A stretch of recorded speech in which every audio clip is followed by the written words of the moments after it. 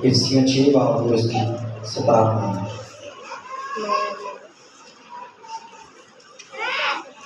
کلام خدا میں کچھ یوں لکھا ہے، اور نجات کا خوف اور روح کی تلوار جو خدا کا کلام ہے لے لو۔ روح کی تلوار جو کہ خدا کا کلام ہے۔ ہلیلویا۔ روح کی تلوار، سورڈ آف اسپرٹ، انگلش میں اس کے لیے ہے سورڈ آف اسپرٹ۔ سو یہ روح کی تلوار ہے، روح کی تلوار جو ہماری حفاظت کرتی ہے، ہماری نگہبانی کرتی ہے۔ آج ہم دیکھیں گے اس روح کی تلوار کے کچھ فوائد، وہ یہ لامحدود خدا کا کلام ہے، اس کی کوئی حق نہیں ہے، یہ اس کا کلام ہے، اس کی بھی کوئی حق نہیں ہے۔ اس کے فوائد اگر ہم دیکھنا چاہیں تو اس کی ہم لمٹ نہیں بنا سکتے۔ چند ایک فوائد ہیں اس کلام مقدس کے جو میں آپ کے ساتھ شیئر کروں گا۔ سب سے پہلے ہمارا ایمان کیا ہے؟ ہمارا ایمان یہ ہے کہ یسوع زندہ خدا کا بیٹا ہے، جس نے ہماری خاطر جان دی، صلیب پر ہوا اور آسمان پر چڑھ گیا، اور اب بہت جلد آنے کو ہے تاکہ اپنی کلیسیا کو واپس لے جائے اور ہمیں اس ہمیشہ کی زندگی میں جو بنائے عالم سے تیار کی گئی ہے وہاں لے کر جائے۔ یہ ہمارا ایمان ہے۔ ہلیلویا۔ اس ایمان کا وسیلہ کیا ہے؟ اس ایمان کا ہمیں کہاں سے پتہ لگتا ہے؟ اس کلام سے۔ میرے ساتھ نکالے رومیو 10 باب اور اس کی 17 میں۔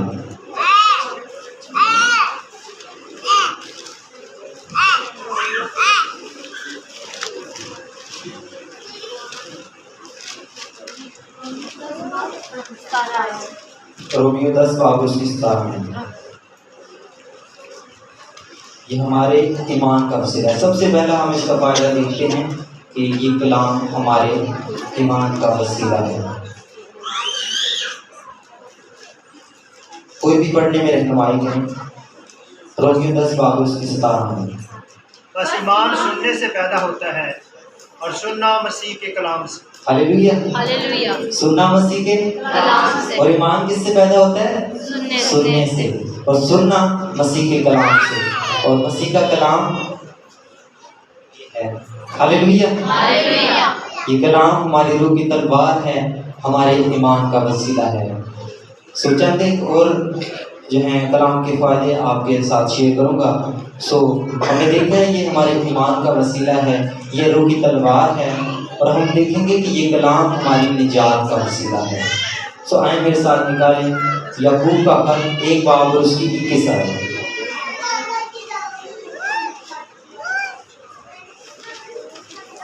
یعقوب کا خط 1 باب اور اس کی 21 آیت۔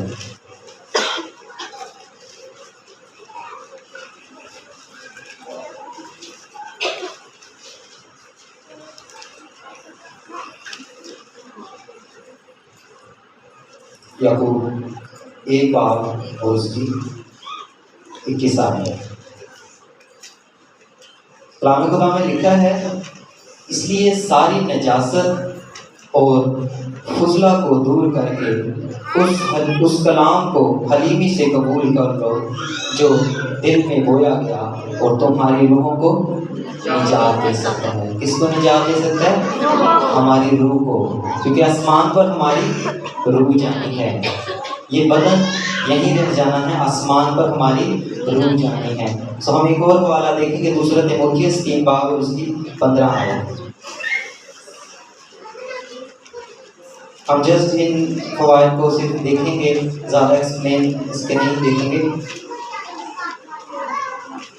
دوسرا تیموتھیوس 3 باب اور اس کی 15 آیت، پیج نمبر 250 ہے۔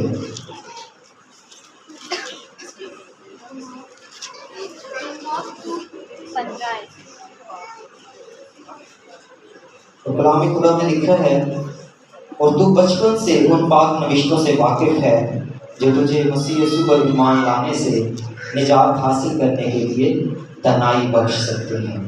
ہم نے دیکھا کہ یہ کلام جو ہے وہ ہمیں نجات بخش سکتا ہے، اس کلام کے وسیلہ سے ہمیں نجات ملتی ہے، اور ساتھ ہم نے دیکھا کہ نجات کے ساتھ ساتھ ہمیں دانائی بھی ملتی ہے اس کلام کے وسیلہ سے، کہ ہم نے نجات کو کیسے حاصل کرنا ہے، کیسے نجات کا کام یسوع نے کر دیا ہے۔ اب ہمیں اس کے لیے اور محنت نہیں کرنی، ہمیں صرف اسے ریسیو کرنا ہے۔ تو یہ اس کو ریسیو کرنے کے لیے ہمیں دانائی بھی ہوتا ہے، یہ ہمیں عقل مند بھی بناتا ہے یہ کلام۔ ہاللیلویا۔ تو ہم دیکھیں گے یہ ہماری آزادی کا وسیلہ ہے، ہمیں آزاد کرتا ہے۔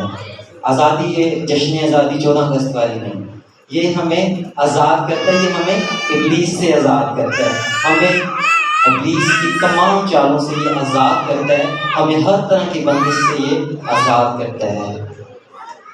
میرے ساتھ نکالیں یوحنا کی انجیل 8 باب اور اس کی 32 آیت۔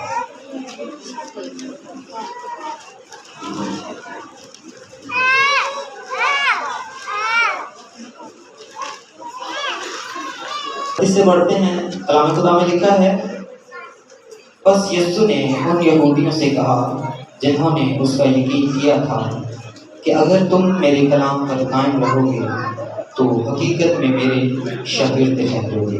تو اس آیت میں ہم دیکھتے ہیں کہ اگر ہم اس کلام پر قائم رہتے ہیں تو اس کا یہ بھی فائدہ کہ ہم اس کے شاگرد بنتے ہیں، ہم اس کے شاگرد ٹھہرتے ہیں۔ ہاللیلویا۔ تو آگے لکھا ہے، اور سچائی سے واقف ہوگے اور سچائی تم کو آزاد کرے گی۔ یوحنا 17:17 میں لکھا ہے، تیرا کلام سچائی ہے۔ سو یہ سچائی کا کلام ہمیں آزاد کرتا ہے، ہمیں ابلیس سے آزاد کرتا ہے۔ اسی طرح زبور 119 اس کی 45 آیت میرے ساتھ نکالیں۔ زبور 119 45 آیت۔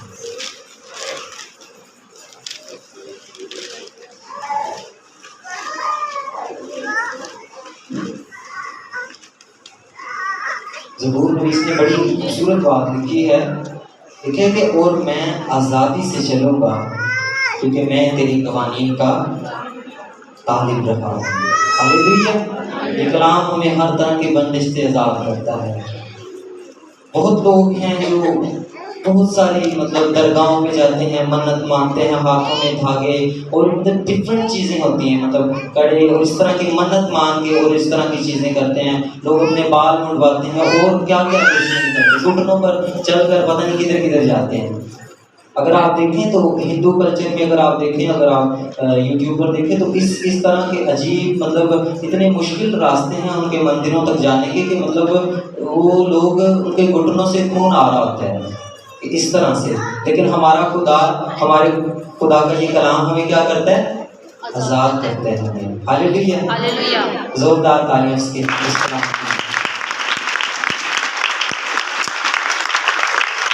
تو اب تک ہم نے دیکھا ہے کہ یہ ہمارے ایمان کا وسیلہ ہے، ہمیں یہ نجات دیتا ہے، عقل دیتا ہے، آزاد کرتا ہے، اور اب ہم دیکھیں گے کہ ہمیں گمراہی سے بھی بچاتا ہے۔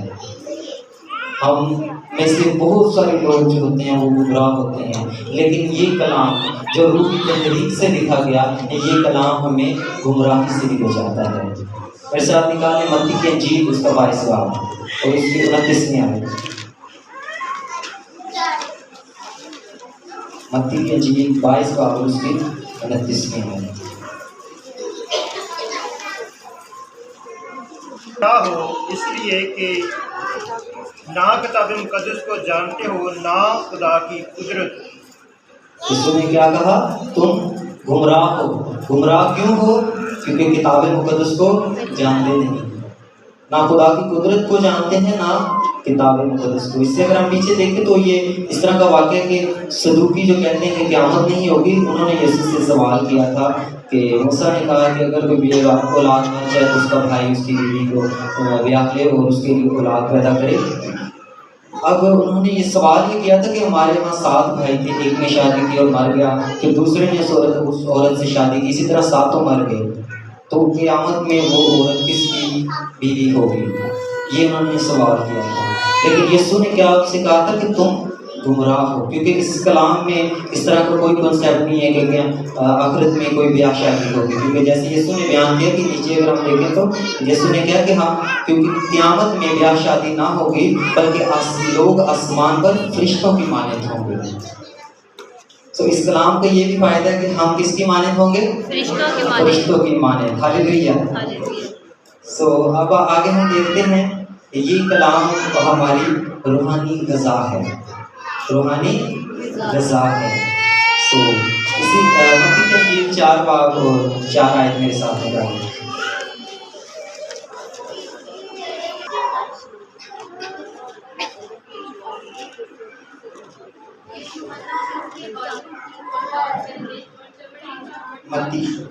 متی 4 باب 4. اس نے جواب میں کہا، لکھا ہے کہ آدمی صرف روٹی ہی سے جیتا نہ رہے گا بلکہ ہر بات سے جو خدا کے منہ سے نکلتی ہے. ہلیلویا. آدمی صرف روٹی ہی سے جیتا نہ رہے گا. جیسے ہم روز دعائے ربانی پڑھتے ہیں تو ہم خدا سے کہتے ہیں ہمارے روز کی روٹی آج ہمیں دے. اگر اس کے ہم مطلب کو سمجھنا چاہیں تو ہم اس میں یہ مطلب بھی سمجھ سکتے ہیں کہ ہمیں جو روز کا کلام ہے جو کہ ہماری روح کی غذا ہے وہ ہمیں دے. ہلیلویا. سو یہ ہماری روح کی غذا ہے. ہم جسمانی غذا کھاتے ہیں لیکن اگر ہم روح کی غذا نہیں کھاتے تو ہم کمزور ہوتے چلے جاتے ہیں.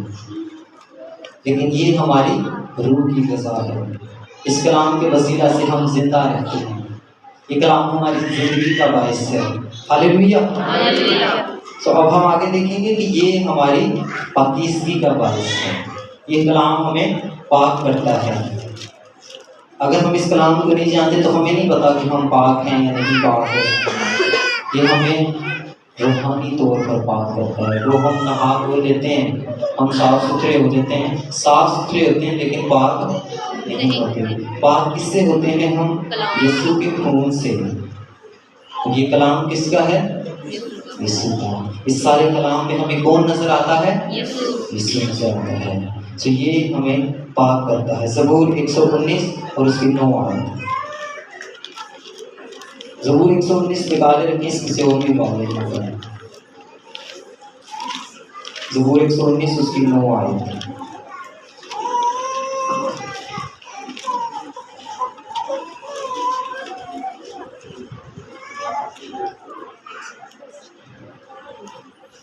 زبور 119 اس کی 9 آیت میں لکھا ہے، جوان اپنی روش کس طرح پاک رکھے تیرے کلام کے مطابق اس پر نگاہ رکھنے سے. آمین. کہ ہم یہاں پر جوان لفظ لکھا ہے لیکن اس کا مطلب یہ نہیں کہ صرف جوان، بچے، بوڑھے، ان سارے اس میں شامل ہیں کہ اپنی روش کس طرح سے پاک رکھیں، اپنا چال چلن کس طرح سے پاک رکھیں. وہ یہ کلام بیان کرتا ہے. اس کلام نے ہمیں بہت ہی باریکی سے بتایا ہے کہ ہمیں کس طرح سے خود کو پاک رکھنا ہے. یہ کلام ہمیں صرف اوپر سے پاک ہونا نہیں سکھاتا بلکہ ہمیں اندر سے پاک کرتا ہے. کچھ لوگ ہوتے ہیں وہ کہتے ہیں کہ بس نہا دھو لیا اور مطلب ہم لوگ پاک ہو گئے اور یسوع کے لہو کی اہمیت کو نہیں سمجھتے. لیکن اس کلام کے وسیلہ سے جو ہم یسوع کے لہو کی اہمیت کو سمجھتے ہیں تب ہم پاک ہوتے ہیں. تو یہ کلام ہمیں پاک کرنے کا وسیلہ ہے. جیسے یوحنا 17:17 میں لکھا ہے تیرا کلام سچائی ہے. اس سے پہلے لکھا ہے اپنے کلام کے وسیلہ سے انہیں مقدس کر کیونکہ تیرا کلام سچائی ہے. تو یہ سچائی کا کلام ہی ہمیں سچا بنا سکتا ہے. اگر ہم اس کے خلاف ہیں پھر ہم کچھ نہیں ہیں. لیکن خدا کا شکر ہے کہ ہم سب یہاں پر اس کے کلام کو سننے والے ہیں اور سیکھنے والے ہیں. ہاللیلویا ہاللیلویا. اب ہم دیکھتے ہیں کہ یہ کلام گناہ پر فتح کا بھی وسیلہ ہے کہ ہم گناہ پر کیسے فتح پا سکتے ہیں. یہ گناہ پر فتح کا بھی وسیلہ ہے. تو اسی کے نیچے 11 آیت ہے. زبور 119 کی 11 آیت ٹھیک ہے. میں نے تیرے کلام کو اپنے دل میں رکھ لیا ہے تاکہ میں تیرے خلاف گناہ نہ کروں. سو ہم دیکھتے ہیں کہ کلام ہمیں گناہ سے بھی بچاتا ہے. کلام کے فائدے اگر ہم ابھی دیکھنا چاہیں تو بہت سے سو کلام ہمیں گناہ سے بھی بچاتا ہے. تو اسی کے ساتھ ہم دیکھیں گے زبور 119 اس کی آگے 111 آیت میں ساتھ نکالیں. 111 نیکسٹ پیج پر میں نے تیری شہادتوں کو اپنی اپنی میراث بنایا کیونکہ ان سے میرے دل کو شادمانی ہو۔ ہاللیلویا، ہاللیلویا، ان سے میرے دل کو شادمانی ہوتی ہے۔ یہ ہمیں پاک بھی کرتا ہے۔ جب ہم اس کلام کو پڑھتے ہیں تو اس سے ہمارے دل کو شادمانی ہوتی ہے، ہم خوش رہتے ہیں، بے شک جیسی بھی مشکل ہو، حالات جیسے بھی ہوں، لیکن یہ کلام جب ہمارے پاس ہے تو ہمیں شادمانی ہوتی ہے۔ یہ کلام جو ہمارے پاس ہے تو ہمیں شادمانی ہوتی ہے۔ اگر ہم دیکھیں تو جب یسوع کے شاگرد جب کلام کو بیان کریں تو بہت ساری مشکلات تھیں، لیکن ان کی شادمانی کا وسیلہ کیا تھا؟ یہ کلام۔ ہاللیلویا، ہاللیلویا، اس کلام کے لیے میں چاہوں گا زور کرتا ہے۔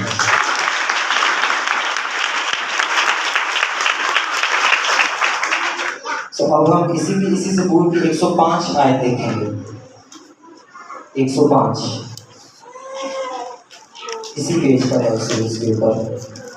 تیرا کلام میرے قدموں کے لیے چراغ اور میری راہ کے لیے روشنی۔ تیرا کلام میرے قدموں کے لیے چراغ اور میری راہ کے لیے روشنی ہے۔ یہ ہماری رہنمائی کا بھی وسیلہ ہے۔ یہ اس سے ہمیں رہنمائی حاصل ہوتی ہے، ہمیں کس راہ پر جانا ہے یہ کلام ہمیں بتاتا ہے۔ یسوع نے کہا راہ، حق اور زندگی میں ہے۔ اس نے کہا راستہ صرف میں ہوں، تو یہ کلام ہمیں راستہ دکھاتا ہے۔ ہاللیلویا، ہاللیلویا۔ تو اسی کے ساتھ 133 آیت ہم دیکھیں گے، 133۔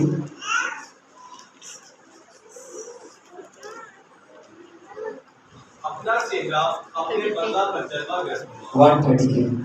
اپنے کلام میں میری رہنمائی کر، کوئی بدکاری مجھ سے مجھ بات سے سنگت نہ پائے۔ آمین، آمین، کیونکہ اپنے کلام پہ میری رہنمائی کر، پہلے رہنمائی کر، اور جب وہ رہنمائی کرتا ہے تو پھر کوئی بدی ہم پر تسلط نہیں پاتی، کوئی بدی ہم پر حاوی نہیں ہو سکتی۔ ہم اس کے کلام کو مد نظر رکھتے ہوئے ان تمام آزمائشوں کو پار کرتے چلے جاتے ہیں۔ ہاللیلویا، ہاللیلویا، تو یہ کلام جو ہے یہ ہمیں ہمارے ایمان کا وسیلہ ہے، نجات کا وسیلہ ہے، عقل و دانائی کا وسیلہ ہے، آزادی کا وسیلہ ہے۔ اسی طرح اگر ہم پڑھتے جائیں تو پتہ نہیں اب ہمارے شمار میں نہیں آئے گا کہ اس کلام کے کتنے فائدے ہیں۔ ایک لاسٹ پوائنٹ ہم دیکھیں گے، کلام کا فائدہ جو ہے وہ ہے دعا کا جواب۔ اس کلام کے وسیلہ ہی سے ہمیں دعا کا جواب ملتا ہے۔ میرے ساتھ نکالے یوحنا کی انجیل 15 باب اس کی 7 آیت۔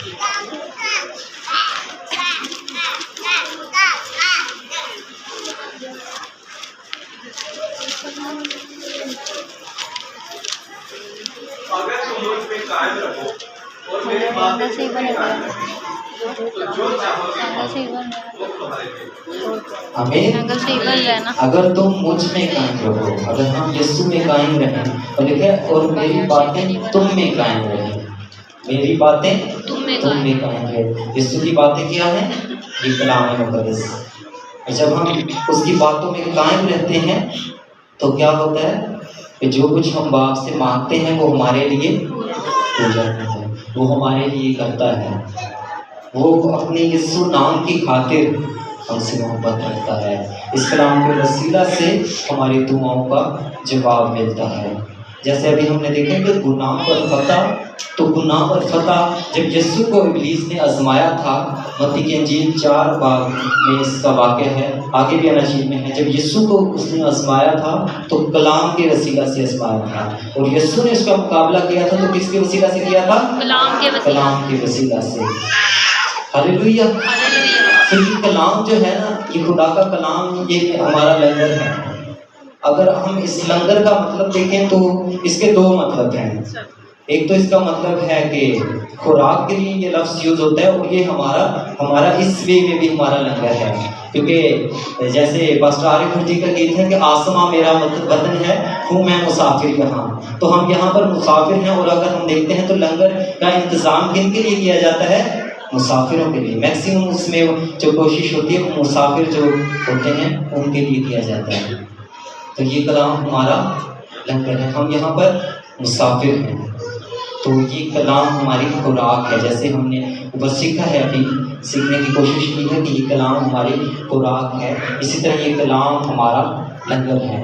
اور دوسرا جو لنگر ہے یہ آپ جانتے ہوں گے کہ جو بحری جہاز ہوتے ہیں ان کا ایک بڑا سا لنگر ہوتا ہے، لوہا ہوتا ہے، جو وہ جب انہوں نے اسٹے کرنا ہوتا ہے کہیں پر پانی میں، تو تاکہ جہاز جو ہے وہ پانی کے بہاؤ سے کہیں آگے نہ چلا جائے، تو وہ پانی میں جو ہے نا وہ لنگر پھینکتے ہیں، نیچے پانی کے اندر پھینک دیا جاتا ہے، تو جب انہوں نے جانا ہوتا ہے وہاں سے نکلنا ہوتا ہے تو پھر وہ اس کو اٹھاتے ہیں۔ تو اس لنگر کا بیسیکلی کام ہوتا ہے کہ ان کو سہارا دینا، وہ لنگر ان کو سہارا دیتا ہے، ایک جگہ پر قائم رکھتا ہے۔ تو یہ ہمارا لنگر ہمیں سہارا دیتا ہے۔ ہاللیلویہ، زوردار تالیاں اس کا نام سے۔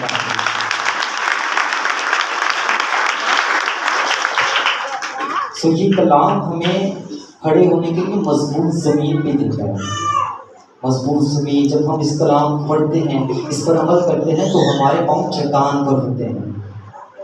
نحوم 1:15 میرے ساتھ نکالیں، نحوم 1:15، نحوم کی کتاب 1:15، پیج نمبر 959 ہے، پرانے نامے میں 959 ہے۔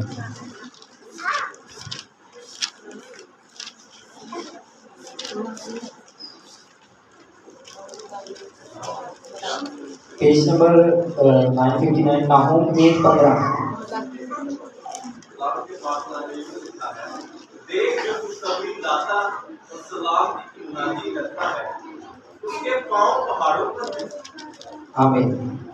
اس کے پاؤں پہاڑوں پر ہیں، جو خوشخبری لاتا اور سلامتی کی منادی کرتا ہے۔ جب ہم اس کی خوشخبری کو قبول کرتے ہیں، اس کو دوسروں تک لے کر جاتے ہیں، اس کے نام کی منادی کرتے ہیں، اس کے گواہ ہوتے ہیں، جیسے اعمال کی کتاب 1:8 میں لکھا ہے کہ اور زمین کی انتہا تک میرے گواہ ہو گئے، تب ہمارے پاؤں کہاں پر ہوتے ہیں؟ پہاڑوں پر ہوتے ہیں، چٹان پر ہوتے ہیں۔ اور ہماری چٹان کون ہے؟ کون ہے؟ یسوع المسیح۔ ہاللیلویہ۔ صحیح کلام، اگر ہم اور اس کے فائدوں کو اگر دیکھنا چاہتے ہیں تو زبور 119 پورا پڑھیں۔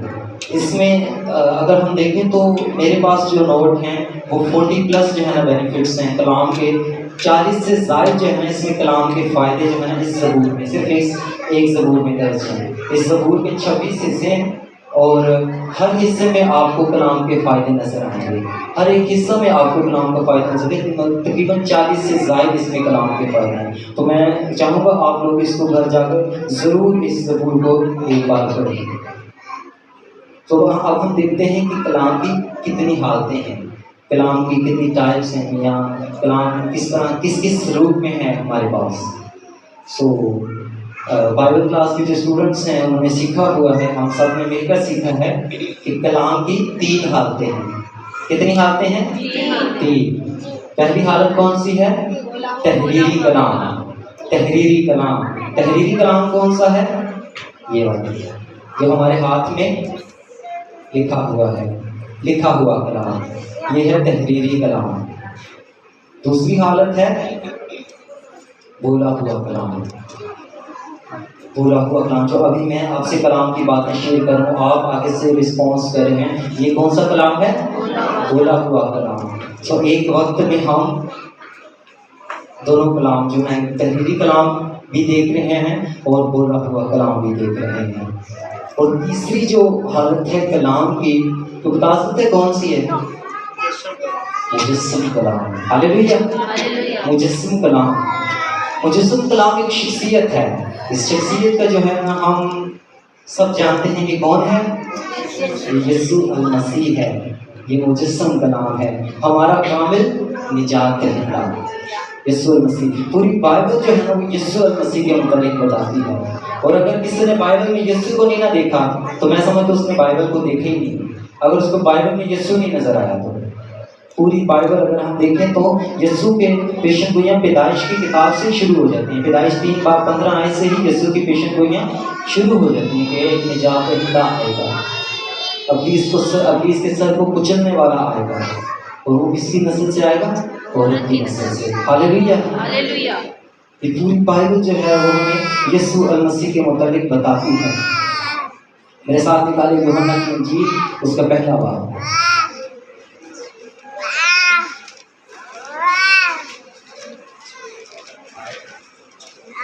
پہلا باب ہے، ہم پہلی آیت سے دیکھیں گے اس کو۔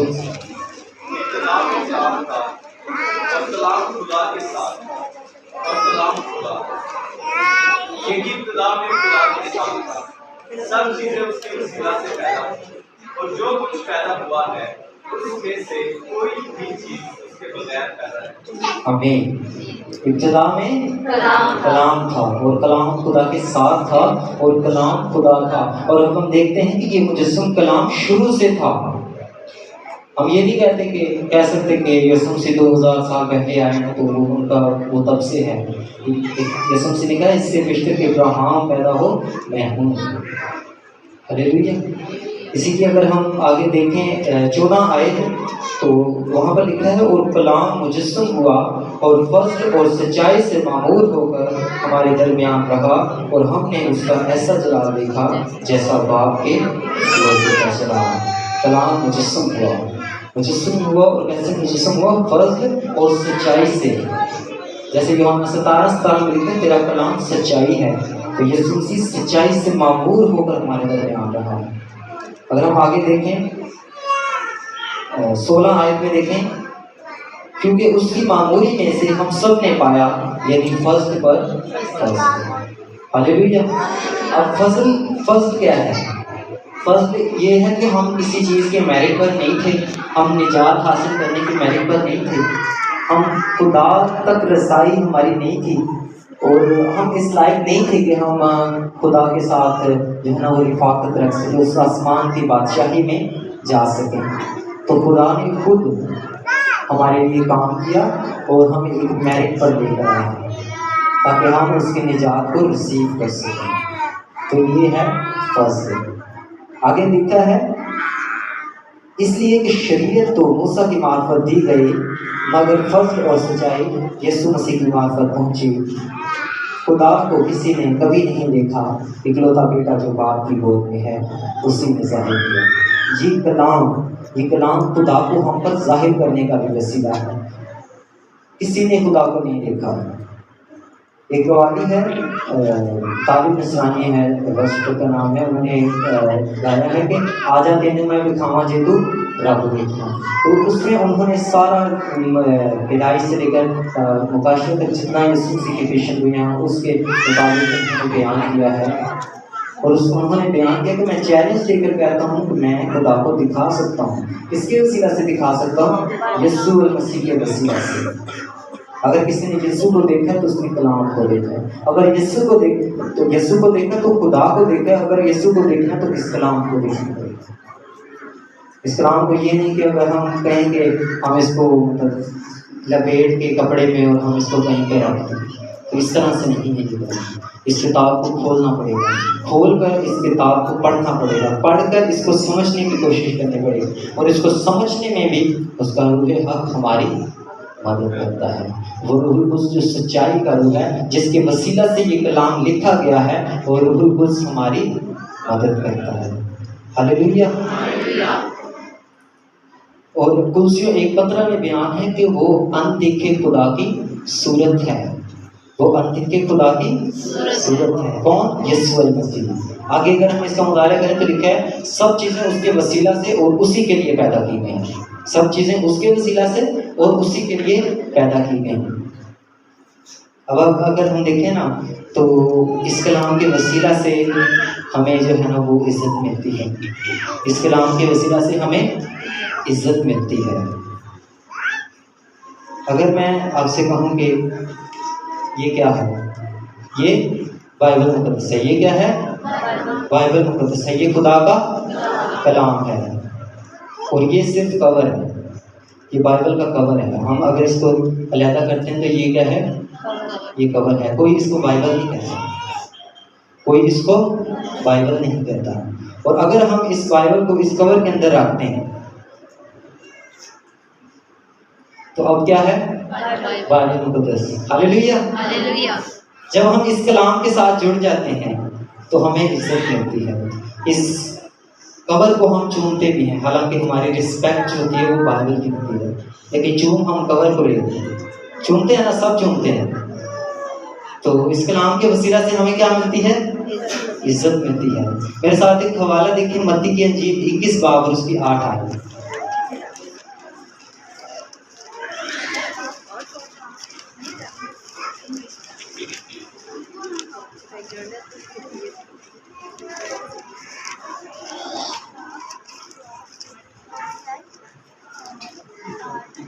मत्ती की अंजील 21 बाब उसकी 8 आयत में लिखा है, और भीड़ में के अक्सर लोगों ने अपने कपड़े रास्ते में बिछाए और औरों ने दरख्तों से डालियां काट कर राह में फैलाई।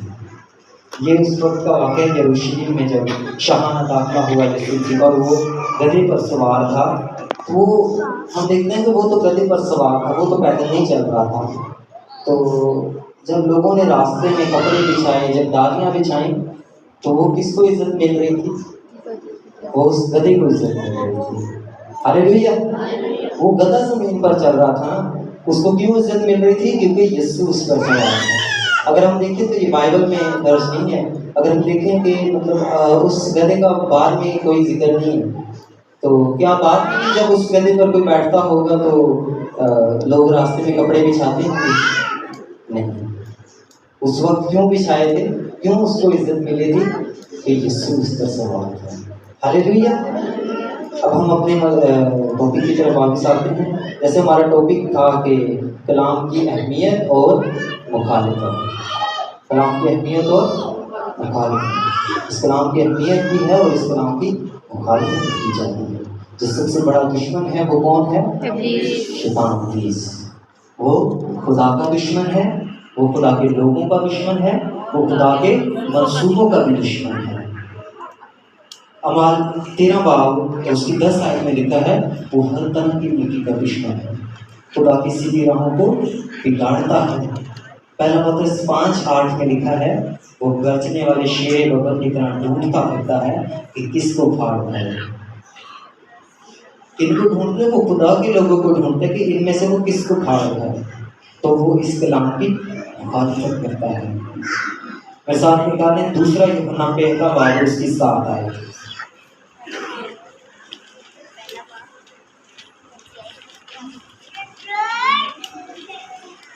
और शैतान इस कलाम की मुखालिफत करता है, वो खुदा के मंसूबों की मुखालिफत करता है।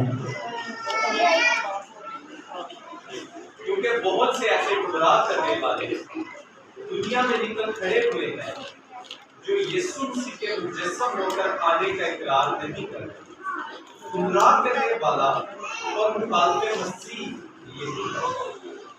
अपनी बाबत खबरदार हो, ताकि जो मेहनत हमने की है वो तुम्हारे सबब से जाया ना हो जाए, बल्कि तुमको पूरा अजर मिले। आमीन। लिखे ना, क्योंकि बहुत से गुमराह करने वाले निकल खड़े हुए हैं जो कि यीशु मसीह के मुजस्सम होकर आने का इनकार करते हैं, वो इकरार नहीं करते। और वो कौन है? गुमराह करने वाले। और इनका बाप कौन है? इब्लीस। यूहन्ना 8 बाब उसकी 44 आयत में इब्लीस को झूठों का बाप कहा गया है। और ये लोग यीशु के मुजस्सम होकर आने का इकरार नहीं करते, इसके इनकारी हैं। तो ये खुदा के मुखालिफ हैं। इस कलाम की इस तरह से मुखालिफत की जाती है। और यीशु ने हमें वाज़ेह बयान कर दिया था मत्ती की अंजील 7 बाब और उसकी 15 आयत में बहुत से झूठे नबियों के बारे में कि वो भेड़ की खाल में भेड़िए हैं। वो आपको देखने में हम में से ही नजर आएंगे, जैसे कि वो हम में से ही कोई हो, लेकिन वो बातिन में क्या होंगे? भेड़िए होंगे। तो ये कलाम की इस तरह से इब्लीस मुखालिफत करता है। जैसा पहला तीमुथियुस 4 बाब 1 आयत में बयान है कि बहुत से लोग शैतान की तालीम से ईमान से बरकिश्ता हो जाएंगे, अपने ईमान को छोड़ देंगे वो शैतान की तालीम से। यहूदा 4 में बयान है कि वो लोग खुदा के फजल को शहवत परस्ती से बदल डालते हैं। वो खुदा के कलाम की इस तरह से मुखालिफत करते हैं इब्लीस। और जैसे सबसे पहले हम देखते हैं कि उसने खुदा के कलाम की कहाँ से मुखालिफत शुरू की?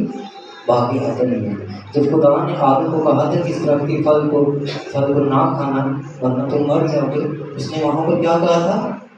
खुदा ने कहा था तुम मर जाओगे, और उसने क्या कहा था? तुम नहीं मरोगे। तो यहीं से शुरू ही से वो खूनी है, उसके इरादे बुरे हैं। वो खुदा का दुश्मन क्यों है? क्योंकि वो खुदा से बड़ा दखल लगाना चाहता है और वो खुदा के साथ मुकाबला करना चाहता है। तो देखें, अगर हम देखें तो खुदा के फरिश्ता ने, मिकाएल ने خدا کے وسیلہ سے خدا نے اپنے فرشتہ میکائیل کے وسیلہ سے اس کے پر کاٹ دیا اور اس کو زمین پر پھینک دیا، اور وہ مقابلہ کس سے کرنے کو نکلا ہے؟ یسوع ناصری سے۔ تو جب اس کا فرشتے سے وہ نہیں جیت سکا تو وہ یسوع ناصری سے کیا جیتے گا؟ ہاللیلویہ، زوردار تالیاں۔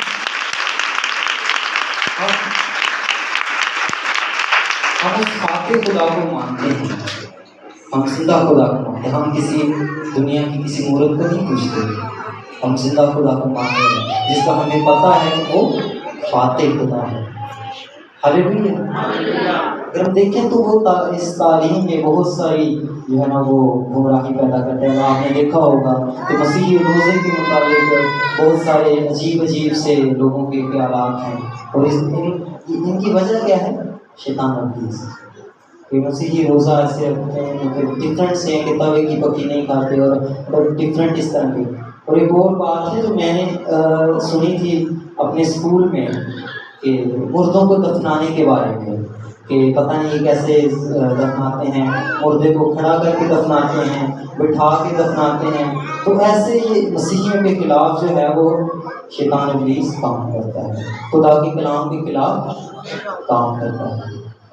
اب ہم لاسٹ پہ ایک چیز، ایک حوالہ دیکھیں گے، کامیاب مسیحی زندگی کا فارمولہ، کامیاب مسیحی زندگی کا فارمولہ، یشوع کی کتاب 1 باب اس کی 8 آیت میں ساتھ دکھائیں۔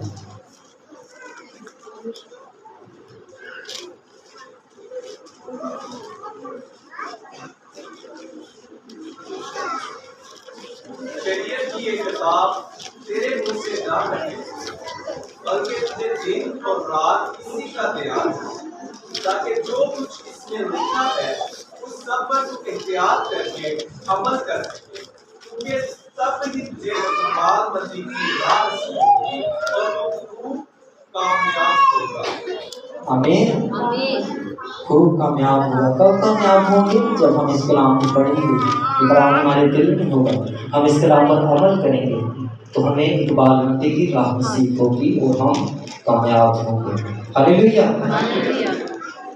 اسی طرح یوحنا 13:10 میں بھی یہ لکھا ہے، اور یعقوب 1:22 میں بھی اگر ہم پڑھیں تو اسی کلام کو ان حوالہ جات میں بیان ہے کہ کلام کو محض سننے والے نہیں بلکہ اس پر عمل کرنے والے بھی کریں۔ جیسے ہم نے کلام کا فائدہ بھی دیکھا ہے یوحنا 15:7 میں کہ اگر میری باتیں تم میں قائم رہیں تو یہ ہماری دعا کی جواب کا بھی نصیب ہے۔ تو یہ ایک کامیاب مسیحی زندگی کا فارمولہ ہے۔ تو جب ابلیس ہماری مخالفت کرتا ہے تو وہ سب کے وہ جتنے خدا کے ساتھ ہیں وہ سب کے خلاف ہے، جتنوں نے خدا کے کلام کی منادی کی ہے اس نے سب پر وار کیا ہے۔ اگر ہم دیکھیں پولوس جو ہے وہ جب ساؤل تھا تو وہ مسیحیوں کو پکڑا کرتا تھا اور ان کو مسیح کر لے جایا کرتا تھا، وہ مرد عورت کچھ نہیں دیکھتا تھا۔ لیکن جب یسوع نے اسے پکڑ لیا تو کیا ہوا؟ وہ ساؤل سے پولوس بن گیا، وہ لوگوں کو مارا کرتا تھا۔ لیکن تیموتھیوس کے دوسرے خط میں وہ اپنے دوست تیموتھیوس کو کہتے ہیں کہ مسیح یسوع کے اچھے سپاہی کی طرح میرے ساتھ دکھ اٹھا۔ وہ دکھ دینے والے سے دکھ سہنے والا بن گیا۔ ابلیس اس طرح سے کلام کی مخالفت کرتے ہیں کہ جتنے کلام کی جو ہے وہ منادی کرتے ہیں وہ ان کے خلاف ہیں۔ اگر ہم اسٹیفنس کو دیکھیں تو اسٹیفنس کو بھی کلام کی منادی کرنے کے بعد سنسار کیا گیا۔ اگر ہم دیکھیں تو اس کلام مقدس کی جو ہے نا تاریخ گواہ میں اس کی سب سے زیادہ مخالفت کی جاتی ہے، سب سے زیادہ اس کی مخالفت کی جائے، اور ابلیس ہر کام اس کے الٹ کرتا ہے، ہر کام جو ہے وہ اس سے الٹ کرتا ہے۔ یہ ایک کتاب ہے شہیدان روم۔ اس کتاب میں میں نے جب یہ پڑھی تھی تو یقین جانے بعض اوقات ایسی جگہ تھی جہاں پر بندہ بیٹھے بیٹھے روتا ہے۔ یہ ابتدائی جب مسیحی کلیسیا تھی، جو روم میں جب مسیحی کلیسیا بن رہی تھی، یہ یسوع مسیح کے بعد کا واقعہ ہے۔ تو اس کا جو مرکزی کردار ہے اس کا نام ہے مارسلس۔ جیسے پولوس ایک رومی سپاہی تھا، یہ بھی ایک سپاہی تھا، اور اس کو بھی بھیجا گیا تھا. اور اس وقت مسیحی اس طرح کے دکھ میں تھے کہ گورستانوں میں رہتے ہیں, گورستان قبرستان کو کہتے ہیں, اور وہ اس طرح کے قبرستان نہیں تھے جو اب ہوتے ہیں. وہ ان کو کسی وجہ سے گورستان کہا جاتا ہے. تو وہ زمین کھود کر لوگ وہاں سے جو ریت نکالتے تھے, وہ اتنی گہری انہوں نے کھودی ہوئی تھی, وہاں پر اتنے راستے تھے اور اتنا وہاں پر مطلب ایک شہر ٹائپ کی وہ جگہ ہے, تو وہاں پر روشنی کی کرن بھی نہیں جاتی ہے, اور مسیحی وہاں پر اپنی زندگی بسر کرتے تھے. اور یہ مارسوس وہاں پر جاتا ہے, ایک لڑکا ہوتا ہے چھوٹا پولی اس کا نام ہے, اس کے وسیلہ سے وہ وہاں پر جاتا ہے, ان کی تحقیق کرنے جاتا ہے, اور وہاں پر یسوع مسیح کو قبول کرتے ہیں. ہاللیلویا. ہاللویا. اور پھر جب جس طرح یہ دکھایا گیا اس کتاب کو اوپر بنایا ہے, اسی طرح سے آخر میں مارسوس کو جلا دیا جاتا ہے. یہ ہے اس کلام کی مخالفت. ابلیس اس کلام کی مخالفت کرتا ہے, لیکن ہمیں کیا کرنا ہے؟ قائم رہنا ہے. یسوع نے کہا جو آخر تک برداشت کرے گا وہ زندگی کا تاج پائے گا. اس کلام کو سمجھنا, اس کلام پر عمل کرنا آسان نہیں ہے, لیکن خدا ہمارے ساتھ ہے. ہمارے ساتھ وہ ہے جو خداؤں کا خدا ہے, جو اس دنیا کا بنانے والا ہے. ہاللیلویا. ہاللویا. سو آخر میں ایک بات کرنا چاہوں گا کہ یہ بائبل ہے نا, یہ بائبل ہے, اس کا یہ کور بند ہے, اس کی زپ لگی ہوئی ہے. اب یہ زپ کھلی ہے, تو اب یہ زپ کھل گئی ہے, تو میں اس کلام میں سے کیا کر سکتا ہوں؟ پڑھ سکتا ہوں, سنا سکتا ہوں کسی کو. تو یہ کلام ہے, اور کلام بیان کرتا ہے کہ ہم خدا کا روح القدس کا ہم کیا ہیں؟ مقدس ہیں. تو جب ہماری یہ زبان کھلنی چاہیے تو کیا ہونا چاہیے؟ جب ہماری یہ زبان کھلی تو کیا ہونا چاہیے؟ کلام ہونا چاہیے. ہم جہاں بھی ہوں ہماری زبان یہ کھلے تو کلام ہونا چاہیے. جیسے یہ کور ہے, کلام ہے, کور کے اندر بائبل ہے تو یہ کلام ہے. ہمارے اندر جب کلام ہوگا تو ہم کیا ہوں گے؟ چلتی پھرتی انجیل. ہاللیلویا.